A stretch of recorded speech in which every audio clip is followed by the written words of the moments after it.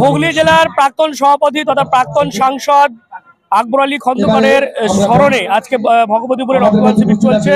ভগবতীপুর অঞ্চল তৃণমূল কংগ্রেসের উদ্যোগে মোল্লার চকের যে বিদ্যালয় প্রাঙ্গণ সেখানেই সেই রক্তদান শিবির হচ্ছে। দেখাতে বলবো, দেখতে পাচ্ছি আমরা অনেক অতিথি এসেছেন, তারা এখানে এই রক্তদান শিবিরে অংশগ্রহণ করেছে এবং যেমনটা জানতে পারছি আমরা এই অনুষ্ঠানে প্রধান অতিথি হিসেবে বসিরহাটের সাংসদ নুসরত জাহান তারও আসার কথা রয়েছে। তবে আমরা দেখতে পাচ্ছি ইতিমধ্যেই কিন্তু জেলার নেতৃত্ব যারা রয়েছেন ডক্টর সুবীর মুখোপাধ্যায় থেকে শুরু করে আরো অনেকে তারা এসছেন, ব্লক সভাপতি তিনিও রয়েছেন। এবং দেখাতে বলবো এই পাশেই কিন্তু স্টেজের পিছনেই আমরা দেখতে পাচ্ছি সেখানে রক্তদান শিবির চলছে এবং সেখানে দেখতে পাচ্ছি অনেক মানুষ তারা কিন্তু রক্তদান করছে। তবে একটা বিষয় এখান থেকে দেখা যাচ্ছে, নিজেদের মধ্যে একটা গোষ্ঠীদ্বন্দ্ব আছে, যার কারণে স্থানীয় যারা ব্লকের সভাপতি আসলেও স্থানীয় যারা সভাপতি যেমন ভগবতীপুর অঞ্চলের সভাপতি বা অন্যান্য তারা কিন্তু নেই, পঞ্চায়েত সদস্য কয়েকজন তারা রয়েছে, যার কারণেই এই রক্তদান শিবির থেকে একটা এই লোকসভা নির্বাচনের আগে গোষ্ঠীদ্বন্দ্ব কিন্তু প্রকাশ্য আসছে। হ্যাঁ, স্বেচ্ছায় রক্তদান শিবির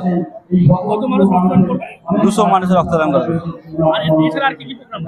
এরা শীত বস্ত্র প্রোগ্রাম আছে, কম্বল বিতরণ করব।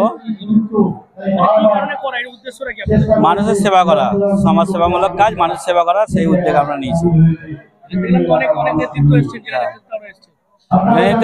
সাংসদ থাকবে, বসিরহাটের সাংসদ নুসরত জাহান থাকবে, আমাদের সাংসদ আসার কথা আছে কল্যাণ বন্দ্যোপাধ্যায় এবং সাথী খন্দকার আসার কথা আছে, এবং 1 নম্বর পঞ্চায়েত সমিতি ব্লক প্রেসিডেন্ট সনদ সাংকি এখন উপস্থিত আছে, এবং জেলার কর্মদক্ষ শামীম আহমেদ এসেছিলেন, এবং জেলার কর্মদক্ষ সুবীর মুখার্জি এসেছিলেন। এখন উপস্থিত আছে আমাদের 1 নম্বর পঞ্চায়েত সমিতির কর্মদক্ষ অনিমেষ দাস, ভূমির কর্মদক্ষ, এবং আমার সাথে উপস্থিত আছে এখানকারেরই কর্মদক্ষ 1 নম্বর ব্লকের পঞ্চায়েত সমিতির কর্মদক্ষ মহিদুল ইসলাম, জনস্বাস্থ্যের কর্মদক্ষ। লোকাল নেতৃত্ব বলছে উনি আসেনে, এই প্রোগ্রামটা আমরা করার জন্য উদ্যোগ নিয়েছিলাম, সভাপতির কাছে গিয়েছিলাম, সভাপতি অনুমোদন নেওয়ার জন্য। তো আমাদের নেতৃত্ব থেকে একটা সমস্যা মিটেছিল, দীর্ঘদিন একটা সমস্যা ছিল, সমস্যা মেটার পর সামান্য একটা নামের ক্ষেত্রে সভাপতির নামটা আমাদের কাছে একটু নামটা ছোট হয়ে গেছে। সেই ক্ষেত্রে সভাপতি আগামী দিন সিংজোর খেলার মাঠে সারা সদস্যকে নিয়ে মিটিং ডেকেছে যে দলীয় যে আমার রক্তদান হচ্ছে এখানে যাওয়া যাবে না, ওখানে রক্তদানে গেলে সভাপতি হুঁশিয়ারি দিচ্ছে যে তোমাকে সাসপেন্ড করতে হবে, তোমাকে 5 বছর কাজ দেওয়া হবে না। এখনো পর্যন্ত লক্ষ্যে বলছে কোনো নেতা এখানে না আসে, কিন্তু আমরা তৃণমূল কংগ্রেস করি, মমতা ব্যানার্জির দল করি। আমাদের সৈনিক অভিষেক ব্যানার্জি বলেছে মানুষের পাশে থাকো, মানুষের সবসময় সাথে থাকো, মানুষের প্রোগ্রাম করো। তার জন্য সাধারণ মানুষের জন্য আমরা একটা রক্তদান শিবির করছি। আর এটা 23 বছর ধরে কোনো রক্তদান হয়নি। যিনি আমাদের মাথার ওপর ছিল উনি কোনোদিন উদ্যোগ নেয়নি, আমরা আজ উদ্যোগ নিয়েছি বলে উনি অনেক সমস্যা দেখাচ্ছে। কাজ করতে গেলে ছোটখাটো একটা সমস্যা হয়, এমনকি দলীয় সদস্যদের ঘরে, ব্লক নেতৃত্বের ঘরে নিজে ফোন করে বলছে যে এই প্রোগ্রামে যাওয়া যাবে না। প্রোগ্রামটা আমাদের তৃণমূল কংগ্রেসের প্রোগ্রাম, সভাপতি এমন ভাবে লোককে বলছে যে ওই প্রোগ্রামে আমরা কি দলের বিরোধী কাজ করছি? আমরা দলের অনুমতি পেয়েছি, দল আমাদের বলেছে সেই প্রোগ্রাম করছি তৃণমূল কংগ্রেসের নামে। আজ সভাপতির কি হয়ে যায় না, সভাপতি নিয়ম হচ্ছে সকলকে নিয়ে চলার, কিন্তু সভাপতি এক ব্যক্তির কথা চলে, একটা ব্যক্তি শেষ কথা।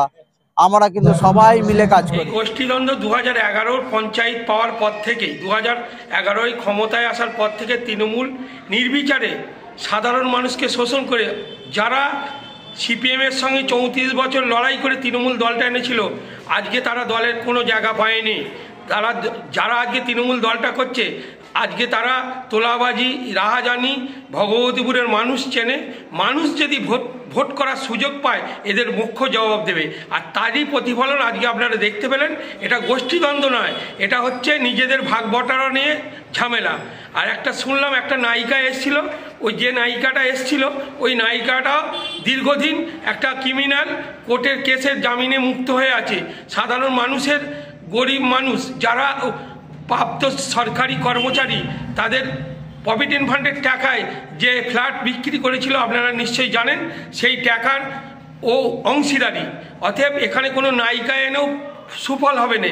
চণ্ডীতলা 1 নম্বরের মধ্যে একমাত্র 2টো অঞ্চল, নবাবপুর আর মোসাট ছাড়া আমাদের ভারতীয় জনতা পার্টি একদম মুখে আছে, আগামী দিন মানুষ যদি ভোট দিতে পারে চণ্ডীতলা 1 নম্বরে 9টা অঞ্চলের মধ্যে 7টা অঞ্চলকে আমরা শুয়ে দেবো, সেটা মানুষ ভোট দিয়ে জেতকে দেবে। আর এই বিগত পঞ্চায়েতে যে ফল হয়েছে, মানুষকে এরা ভোট দিতে দেয়নি, মানুষ মুখে আছে ভোট দেওয়ার জন্যে। নরেন্দ্র মোদীর উপকারের ফলস্বরূপ আগামী দিন দেখতে পাবেন 400-র বেশি সিট নিয়ে কেন্দ্রে ভারতীয় জনতা পার্টি আসছে।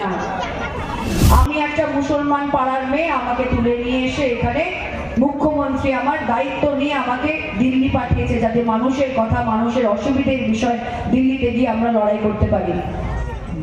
আজকে আমাদের ছেলে মেয়েদের, আজকে সংখ্যালঘু ছেলে মেয়েদের অন্য কোনো ধর্মে মাটি মানুষের দলের, আমরা মনুষ্যত্বের দলের, আমরা ভালো থাকার জন্য আমাদের যেটা করতে হবে দেবেন, যাকেই দিন মনে রাখবেন যারা কাজ করেছে তাদেরকেই দেবেন, যারা ভাওতা দিয়েছে করব হবে কিন্তু কবে সেই দিকে আর কান দেবেন না, চোখ দেবেন না, যারা করে দেখিয়েছে তাদেরকে দেবেন।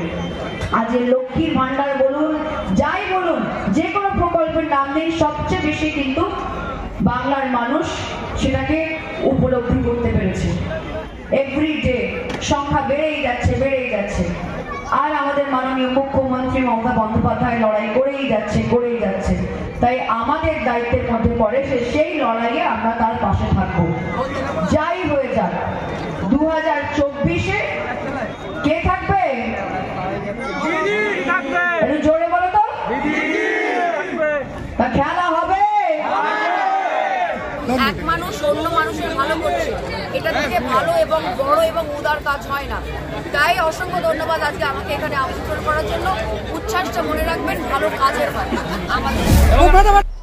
অর্থাৎ সব মিলিয়ে আজকে ভগবতীপুরে যে রক্তদান শিবির, সেই রক্তদান শিবিরে উপস্থিত ছিলেন বসিরহাটের সাংসদ নুসরত জাহান। তিনি একদিকে যেমন এই এলাকার দুস্থ মানুষদের হাতে শীতবস্ত্র তুলে দিলেন, পাশাপাশি এই যে রক্তদান শিবির সেটাকে কিন্তু তিনি সাধুবাদ জানিয়েছেন। কারণ রক্ত আপনারা জানেন যে কোনো কলকারখানায় তৈরি হয় না, তাই সাধারণ মানুষ যেভাবে রক্তদান শিবিরে সাড়া দিয়েছে সেটাকেও কিন্তু তিনি সাধুবাদ জানিয়েছেন। এবং তিনি আগামী যে লোকসভা নির্বাচন, সেই লোকসভা নির্বাচনেও যাতে আবারও মানুষ তৃণমূলের ওপরে ভরসা রাখে সেই আবেদনও করেছেন বসিরহাটের সাংসদ নুসরত জাহান। কি বলবেন আপনার বিষয় নিয়ে অবশ্যই কমেন্ট করুন। এরকম আরো ডিএনএন বাংলা সবার ফোনে।